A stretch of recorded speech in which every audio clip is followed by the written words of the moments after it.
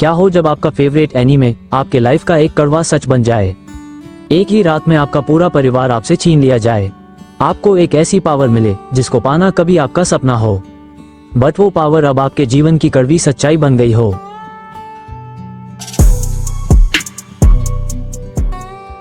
Starting में हमें एक देश का सीन दिखाया जाता है जो कि होता है अपना इंडिया। इस देश में रहती है एक बहुत ही रिच और हैप्पी फैमिली। अब हमें उस फैमिली का सीन दिखाया जाता है। वो लोग डाइनिंग टेबल पर बैठकर नाश्ता कर रहे होते हैं।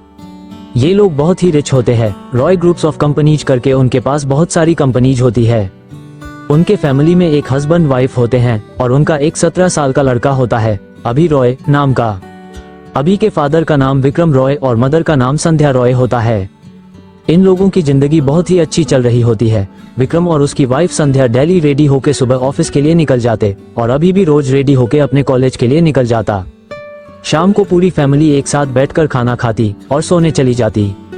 उनकी लाइफ ऐसे ही हंसी खुशी से कट रही होती है। लेकिन कहते हैं ना कि कभी कभी जिंदगी इतनी खूबसूरत लगती है कि हम सोचते हैं कि जिंदगी हमेशा यूं ही रहेगी, पर तबाही कभी बताकर नहीं आती। अब हमें अगली सुबह का सीन दिखाया जाता है। विक्रम और संध्या ऑफिस के लिए निकल जाते हैं और अभी भी अपने ड्राइवर के साथ अपनी कार से अपने कॉलेज के लिए निकल जाता है। रास्ते में उसे एक लड़की बस स्टॉप पे बस का वेट करते हुए दिखती है जो कि अभी की ही क्लासमेट होती है। उसका नाम नव्या होता है। नव्या को देखते ही अभी अपने ड्राइवर को कार रोकने के लिए बोलता है।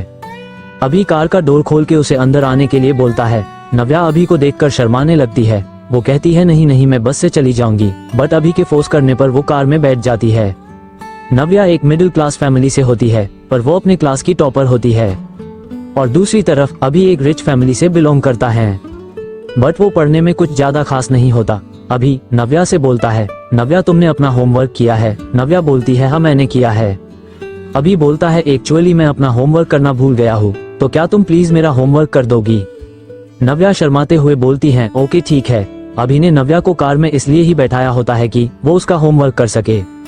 अब वो लोग कॉलेज पहुंच गए होते हैं। कॉलेज के हॉल में एक बड़ी सी टीवी होती है जिसपे न्यूज चल रही होती है कि आज फिर 2 लोगों की लाशें मिली, उनकी भी आंखें निकाली गई है और लाशों के पास भी सेम लोगो बना है। अभी कहता है कि अरे यार ये तो रोज का ही हो गया है, किसी न किसी की रोज लाशें मिल रही है और उनकी आंखें निकाल के कोई पता नहीं क्या कर रहा है।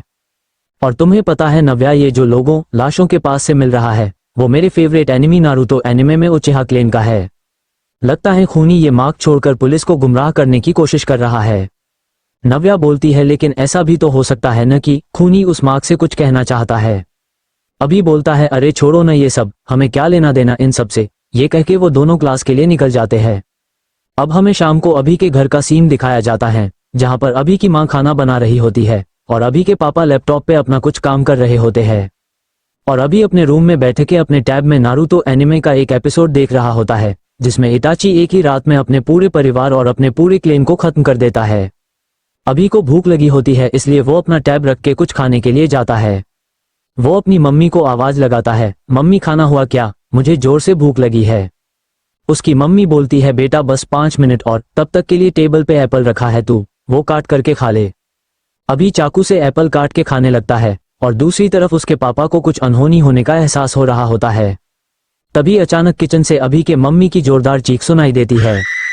किचन से कुछ लोग निकलते हैं जिनकी आंखों में सारिंगन होता है। उनमें से एक के हाथों में खून से रंगी कताना होती है। तभी अभी का पापा विक्रम उठता है और वो अपनी पलकों को बंद करके जैसे ही खोलता है उसके भी आंखों में रेड कलर का सारिंगन होता है। विक्रम उन सबसे अकेला ही लड़ने लगता है। वो एक एक करके अपने सभी एनिमीज को एलिमिनेट करता जा रहा होता है। अभी को ये सब देख के कुछ समझ ही नहीं आ रहा होता है कि ये सब क्या हो रहा है, ये सब कौन लोग हैं और हमें क्यों मारना चाहते हैं, और उसके पापा और इन लोगों के पास नारुतो एनिमे वाली सारिंगन कहाँ से है। अभी ये सोच ही रहा होता है कि तभी उसके पीछे से एक निंजा निकलता है और वो अभी की गर्दन पे अपनी कटाना रख देता है और विक्रम को बोलता है रुक जाओ वरना मैं तुम्हारे बेटे को मार दूंगा। विक्रम अपने बेटे के गले पे कटाना देख के रुक जाता है। तभी विक्रम के पीछे से एक आदमी निकलता है और वो विक्रम का गला काट देता है। विक्रम जमीन पर गिर जाता है और बोलता है माइकी तुम। इन्हीं वर्ड्स के साथ विक्रम दुनिया से चला जाता है। हमें माइकी को दिखाया जाता है कि जो कि सूट बूट में होता है वो देखने में किसी बड़े बिजनेसमैन जैसा लग रहा होता है। अभी अपने मम्मी और पापा का मर्डर अपने सामने देख के अभी अपना आपा खो देता है। वो जोर से चिल्लाता है, उसकी आंखों में भी सारिंगन एक्टिवेट हो जाता है। और कुछ ही देर बाद सब कुछ शांत हो जाता है। अभी बेहोश हो जाता है। जब उसकी आंखें खुलती है तो वो देखता है कि उसके चारों तरफ लाशें ही लाशें पड़ी है। उसके पूरे कपड़े खून से सने हुए होते हैं। उसके हाथों में वही चाकू होता है जिससे वो अभी कुछ देर पहले एप्पल काट के खा रहा होता है, लेकिन अब वो चाकू पूरी तरह खून से रंगा होता है। अभी देखता है कि वहां पे उसके मम्मी पापा और उन निंजास की लाशें पड़ी है, बट वहां पर माइकी नहीं होता है। माइकी वही इंसान होता है जिसने विक्रम को जान से मारा होता है। माइकी विक्रम का बहुत अच्छा दोस्त होता है। माइकी अंकल ने पापा को क्यों मारा, और माइकी अंकल और मेरे पापा के पास सारिंगन कहाँ से आए, और इन निंजास को किसने मारा। अभी ये सब सोच ही रहा होता है कि तभी वहां पे पुलिस आ जाती है। लेकिन अभी बहुत ज्यादा रिच होता है, इसलिए वो अपने लॉयर की हेल्प से बाइज्जत बरी हो जाता है। अब अभी अपने बड़े से घर में सिर्फ अकेले ही रहता है। घर पर उसका थोड़ा भी मन नहीं लगता, इसलिए वो अपना ज्यादा से ज्यादा टाइम अपने कॉलेज में अपने दोस्तों के साथ ही बिताता है। हमें अभी के क्लासरूम का सीन दिखाया जाता है। उसके क्लास में एक नए टीचर की एंट्री होती है। सब बच्चे आपस में बात करने लगते हैं कि ये कौन है। तभी वो टीचर जोर से चिल्लाता है, साइलेंस। पूरा क्लास शांत हो जाता है। मैं हूं तुम लोगों का नया मैथ्स टीचर, मेरा नाम है मिस्टर विक्रांत। आप लोगों के पुराने मैथ्स टीचर कुछ दिनों के छुट्टी पर है, तो आज से मैं आप लोगों को पढ़ाऊंगा। You guys will call me Vikrant sir. Okay yes sir. ऐसे ही कुछ दिन बीतते हैं, बट अभी नोटिस करता है कि उनका ये नया मैथ टीचर थोड़ा अजीब होता है। अभी को ऐसा लगता है कि वो टीचर अभी पे नजर रख रहा हो, बट अभी उस बात पर ज्यादा ध्यान नहीं देता। अब हमें लाइब्रेरी का सीन दिखाया जाता है, जहां पर अभी बैठ के कुछ पढ़ रहा होता है। तभी उसका एक दोस्त हौंकते हुए आता है। अभी पूछता है, अरे क्या हुआ, तू इतना भागता हुआ क्यों आ रहा है? तूने आज की न्यूज देखी? नहीं। ऐसा क्या है आज की न्यूज में? तू देख तो। अभी अपने फोन में न्यूज ऑन करता है। न्यूज में दिखाया जाता है कि पुलिस वालों को फिर वैसी ही लाश मिली है जिसकी दोनों आंखें निकाली गई हो और उसके साइड में उच्च क्लेन का मार्क हो। बट अभी शौक तो तब होता है जब वो उस लाश का चेहरा देखता है। वो मरा हुआ आदमी और कोई भी बल्कि अभी के क्लास का वही पुराना मैथ्स टीचर होता है, जिसके बदले में नया मैथ्स टीचर विक्रांत आया होता है। अभी को कुछ ठीक नहीं लग रहा होता है और उसे अब लाइब्रेरी में पढ़ते पढ़ते रात भी हो गई होती है। इसलिए वो घर पे जाके थोड़ा आराम करने की सोचता है। वो अपनी कार में बैठ के घर के लिए निकल जाता है। उसका ड्राइवर अभी को बताता है कि अभी सर मुझे लग रहा है कि कोई आदमी बाइक से हमारा पीछा कर रहा है।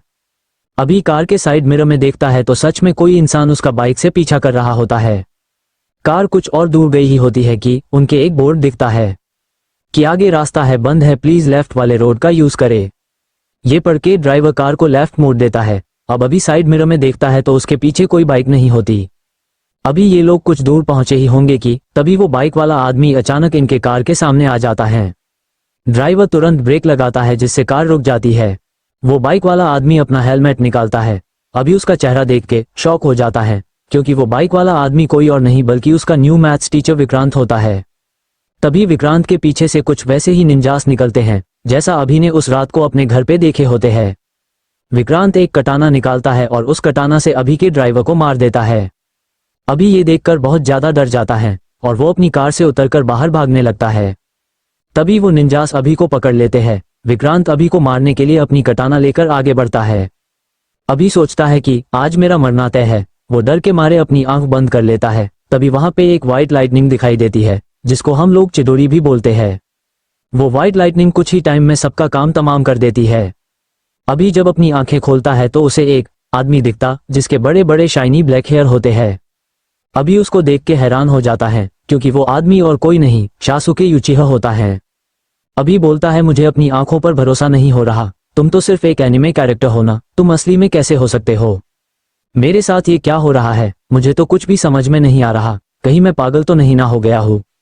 शासुके बोलता है, नहीं तुम पागल नहीं हुए हो, तुम शांत हो जाओ, मैं तुम्हें सब बताता हूँ। अभी शासुके से बहुत सारे सवाल पूछता है कि माइकी अंकल ने मेरे फैमिली को क्यों मारा, और मेरे पापा और माइकी अंकल के पास सारिंगन कैसे थी। शासुके बोलता है, तुम पहले शांत हो जाओ, मैं तुम्हारे सब सवालों का जवाब दूंगा। शासुके बताता है कि ये बात तब की है जब फोर्थ ग्रेट निंजा वार खत्म हो गया होता है। सभी विलेज के लोग हैं खुशी से अपनी लाइफ जी रहे होते हैं। मैं यानी सासके यूचिहा इकलौता अपने उचिहा क्लेन का मेंबर बचा हुआ होता हूँ। मैं दूसरे क्लेन के लोगों को देखता था, वो लोग अपने क्लेन के लोगों के साथ हंसी खुशी से रह रहे होते हैं, लेकिन मैं अपने क्लेन का सिर्फ अकेला ही मेंबर बचा हुआ होता हूँ। इसलिए मैं अपने क्लेन को फिर से रिस्टोर करने की सोचता हूँ। मैंने पहले अपने क्लेन को रिस्टोर करने के लिए शादी करने के बारे में सोचा, जिससे मैं ढेर सारे बच्चे पैदा करके उचिहा की जनसंख्या बढ़ा सकूं। बट मैं अगर साकुरा से शादी करता तो हमारा जो बच्चा होता वो प्यो उचिहा नहीं होता, क्योंकि उसमें आधे मेरे जीन होते और आधे साकुरा के, इसलिए वो बच्चा प्यो उचिहा नहीं होता। लेकिन मुझे अपनी ही तरह प्यो उचिहा बच्चे चाहिए होते हैं, जिनको मैं पालकर अपने क्लेन को आगे बढ़ा सकूं। तब मुझे याद आता है कि इस पूरे निंजा वर्ल्ड में एक ही आदमी है जो ये काम कर सकता है। वो आदमी होता है ओरोचिमारू। मैं अपने पुराने सेंसे ओरोचिमारू के पास पहुंचता हूँ। ओरोचिमारू मुझे देखकर थोड़ा खुश होता है। वो मुझसे पूछता है कि तुम्हें मेरी याद कैसे आ गई, कहीं तुम रास्ता तो नहीं न भूल गए शासुके। मैंने बोला, नहीं सेंसे, मैं आपसे ही मिलने आया हूँ, मुझे जो चाहिए वो पूरी दुनिया में सिर्फ आप ही मुझे दे सकते हो। उसके बाद मैं पूरी बात ओरोचिमारू को बताता हूँ। ओरोचिमारू मेरी हेल्प करने के लिए तैयार हो जाता है, क्योंकि ओरोचिमारू को भी कहीं न कहीं उचिहा ब्लड पे रिसर्च करके अपने नॉलेज को और जुत्सुच को और नेक्स्ट लेवल पे पहुंचाना होता है। ओरोचिमारू अपनी रिसर्च के लिए मेरा ब्लड ले लेता है, जिसके डोनर ए की हेल्प से ओरोचिमारू प्यो उचिहा टेस्ट ट्यूब बेबीज को बना सके। कुछ सालों बाद ओरोचिमारू 2 प्यो उचिहा बच्चों को बना देता है। एक बच्चे का नाम काजुरो होता है और दूसरे बच्चे का नाम राइकेन होता है। राइकेन और काजुरो अब धीरे धीरे बड़े होने लगते हैं। उन दोनों ने अपने सारिंगन को अभी अवेक नहीं कर पाया होता है। मैं उन्हें रोज ताइजोत्सु की ट्रेनिंग देता था और ओरोचिमारू उन्हें समनिंग जत्सु सिखाता था। इस बीच में ओरोचिमारू किसी एक नए प्रोजेक्ट पर काम कर रहा होता है। वो एक दिन अपनी रिसर्च खत्म करके एक स्क्रॉल को अपनी लैब में रख के दूसरे काम के लिए कहीं चला जाता है। राइकेन और काजुरो घूमते घूमते लैब में आते हैं और उन्हें वो स्क्रॉल दिखाई देता है। वो स्क्रॉल सेम उसी स्क्रॉल की तरह दिख रहा होता है जिस स्क्रॉल से वो लोग रोज समनिंग जत्सु की प्रैक्टिस करते हैं। बट वो स्क्रॉल देखने में थोड़ा अलग होता है। वो दोनों सोचते हैं कि लगता है ओरोचिमारू सेंसे आज हमें कोई नया समनिंग जत्सु सिखाने वाले हैं। वो दोनों बहुत ही एक्साइटेड हो जाते हैं और सोचते ही कि क्यों ना हम इस नए जत्सु को खुद से परफॉर्म करें। फिर ये जत्सु हम ओरोचिमारू सेंसे को दिखाएंगे, जिससे वो हमें शाबाशी देंगे कि हम दोनों कितनी जल्दी अपनी पावर्स को ग्रो कर रहे हैं। ये सोचकर वो दोनों उस स्क्रॉल के जत्सु को परफॉर्म करते हैं, जिसकी वजह से एक मल्टीवर्स का दरवाजा खुल जाता है जो उन दोनों को अपने अंदर खींच लेता है। उन दोनों की जब आंखें खुलती है तो वो दोनों खुद को इंडिया में पाते हैं। राइकेन और काजुरो महसूस करते हैं कि यहाँ के लोग उनसे अलग होते हैं। उनके पहनावे, खाना, कल्चर बहुत कुछ अलग होता है। सबसे मेन बात यह होती है कि यहाँ के लोग राइकेन और काजुरो की तरह कोई भी निंजुत्सु यूज नहीं कर सकते थे। वो लोग सारिंगन यूज नहीं कर सकते थे। वो दोनों ऐसे ही घूम रहे होते हैं, तभी वहां पर कुछ गुंडे आ जाते हैं। वो लोग राइकेन और काजुरो को गन पॉइंट पे ले लेते हैं और इनसे पैसे मांगने लगते हैं। राइकेन और काजुरो कहते हैं कि हमारे पास कोई पैसे नहीं है, हमें जाने दो। ये बात सुनकर उन गुंडों को गुस्सा आ जाता है और वो लोग राइकेन को मारने लगते हैं, जिससे काजुरो गुस्से में आकर उन सभी गुंडों को जान से मार देता है और उनके साइड में एक उचिहा क्लेन का मार्क बना देता है। राइकेन बोलता है, तुमने ये क्या किया? तुमने इन लोगों को जान से मार दिया। काजुरो बोलता है, हाँ मैंने मार दिया, यहाँ के लोग बहुत ही कमजोर है। राइकेन सोचो, अगर हम दोनों चाहे तो इस पूरी दुनिया पर राज कर सकते हैं। यहाँ पर हम दोनों से ताकतवर कोई नहीं है। लेकिन राइकेन बोलता है, नहीं, ये सही नहीं है। हम ऐसे ही किसी भी बेकसूर की जान नहीं ले सकते और मुझे नहीं करना इस दुनिया पे राज। मुझे तो सिर्फ फिर से वहीं वापस जाना है जहां से हम दोनों आए हैं। वही हमारी असली जगह है। लेकिन काजुरो इस दुनिया पर राज करना चाहता था, इसलिए वो नहीं मानता। काजुरो और राइकेन में बहुत बहस होती है और राइकेन काजुरो का साथ हमेशा के लिए छोड़ देता है। अभी पूछता है, शासुके उसके बाद क्या होता है? उसके बाद राइकेन के जिंदगी में एक लड़की आती है जिसका नाम होता है संध्या। फिर राइकेन की जिंदगी पूरी तरह से बदल गई। राइकेन अपना नाम बदलकर विक्रम रॉय रख लेता है। विक्रम रॉय यानी कि तुम्हारे पापा। वो बहुत मेहनत करके एक बड़े बिजनेसमैन बन जाता है। और काजुरो का क्या होता है? क्या काजुरो भी अपना नाम बदल लेता है? शासुके जवाब देता है, हाँ, काजुरो भी अपना नाम बदलकर माइकी रख लेता। अभी बोलता है, माइकी मतलब माइकी अंकल, जिसने मेरे पापा का कत्ल किया। शासुके बोलता है, हाँ, इसका मतलब मेरे पापा और माइकी दोनों इस दुनिया से नहीं है। वो दोनों आपके बेटे हैं। शासुके बोलता है, हाँ, आप मेरे पापा के पापा हो, इसका मतलब आप मेरे ग्रैंडफादर हुए। शासुके बोलता है बेटा, अच्छा, वो दोनों उचिहा है, इसलिए उनके पास सारिंगन है। शासुके बोलता है, हाँ, लेकिन मुझे एक बात समझ नहीं, जिस रात मेरे मम्मी पापा का कत्ल हुआ, उस रात मुझे माइकी और उन निंजात से मुझे किसने बचाया?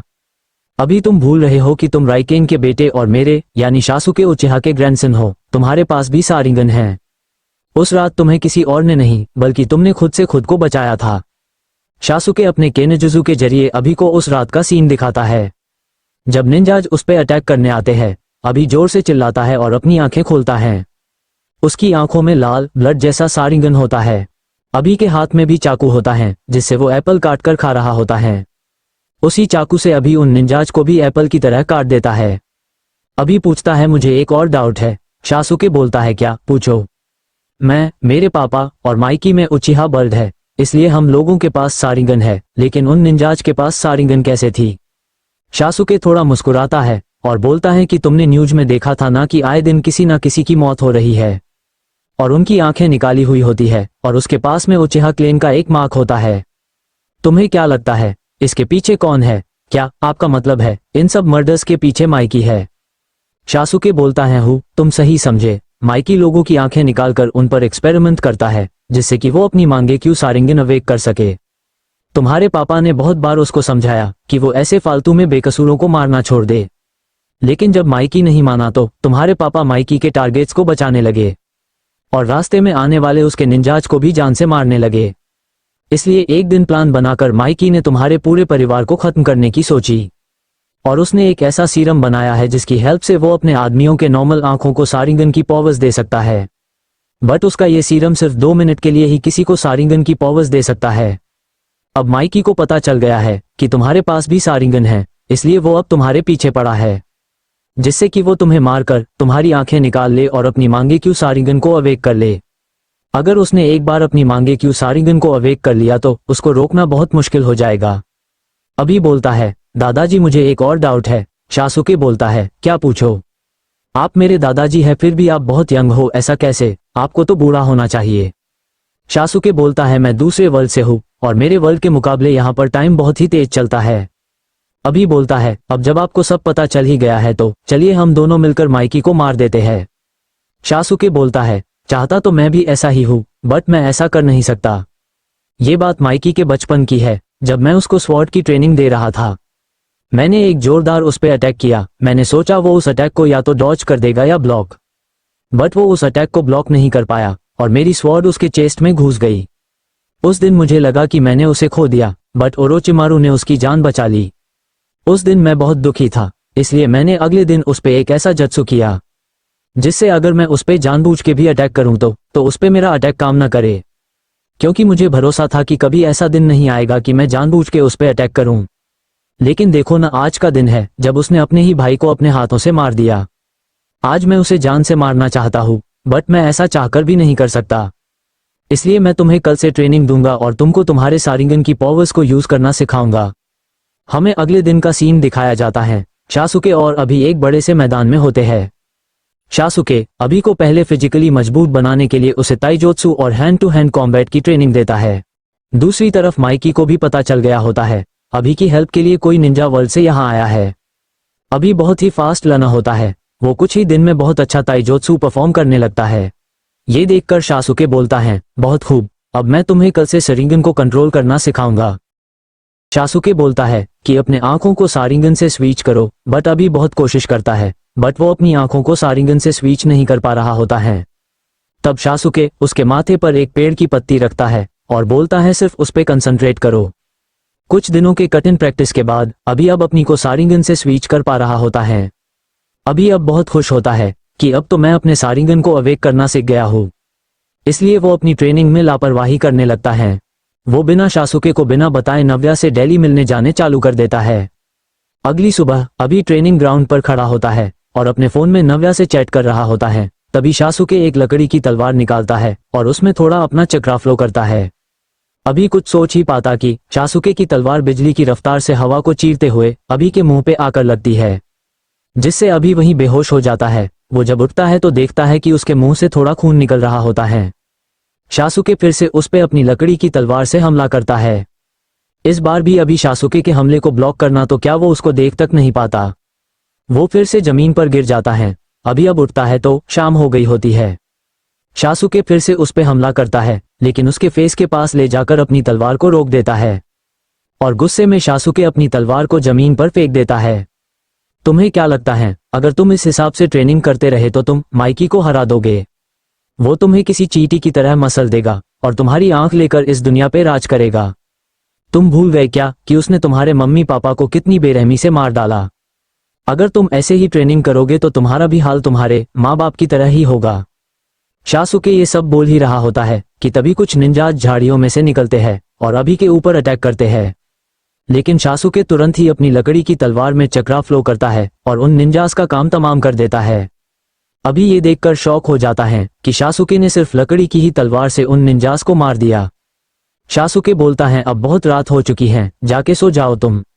लेकिन जाने से पहले मेरी एक बात ध्यान से सुनो। मैं यहाँ पर सिर्फ 1 महीने हूँ, क्योंकि मैं जिस जत्सु की हेल्प से यहाँ आया हूँ उसका असर 1 महीने बाद खत्म हो जाएगा, जिससे मैं खुद ब खुद यहाँ से चला जाऊंगा। मैं जब तक यहाँ हूँ तुम्हें कुछ भी नहीं हो सकता, इसलिए तुम बेफिक्र होकर सो जाओ। अभी अपने बेड पे सोया हुआ होता है और वो यही सोच रहा होता है कि वो अभी कुछ देर पहले जब उस पे उन निंजास ने अटैक किया तो वो खुद को कितना कमजोर और बेबस महसूस कर रहा होता है। अगर आज ग्रैंडफादर शासुके ने मेरी जान नहीं बचाई होती तो मैं तो आज ही मारा जाता। ये सब सोचते सोचते अभी की कब आंख लग जाती उसे खुद पता नहीं चलता। अगली सुबह अभी एक नई एनर्जी और जुनून के साथ उठता है। वो सासुके के साथ में ताइजोत्सु की कठिन प्रैक्टिस करता है। फिर वो अपने चक्रा को कंसंट्रेट करने के लिए एक वाटरफॉल के नीचे बैठकर कंसंट्रेशन करना लगता है। अभी शासुके को फिर से उस लकड़ी की तलवार से अटैक करने के लिए बोलता है, बट अभी उस अटैक को ब्लॉक नहीं कर पाता। बट वो इस बार जमीन पर नहीं गिरता। वो बहुत हार्ड प्रैक्टिस करता है। अब हमें फिर से अगले दिन का सीन दिखाया जाता है। आज फिर से शासुके अभी पर अपनी लकड़ी की तलवार से अटैक करता है। लेकिन आज अभी के साथ कुछ अलग होता है। उसे शासुके स्लो मूव करता हुआ दिखाई देता, जिससे वो शासुके के अटैक से बच जाता। अब अभी को समझ आने लगता है कि सारिंगन की रियल पावर्स क्या है। अब समय के साथ अभी काफी तेज हो गया होता है। अब वो शासुके के अटैक को डॉज करने के साथ साथ उस पर अटैक भी कर रहा होता है। शासुके और अभी प्रैक्टिस से थककर एक पहाड़ी पर बैठे होते हैं। सामने का नजारा बहुत ही सुंदर होता है। सूरज डूब रहा होता है। चिड़िया अपने अपने घरों को वापस जा रही होती है। अभी शासुके से बोलता है, ग्रैंडफादर मैं एक बात आपसे पूछूं? पूछो। आपके पास आपकी रियल कटाना है ना, फिर भी आपने उन निंजास को लकड़ी की तलवार से क्यों मारा?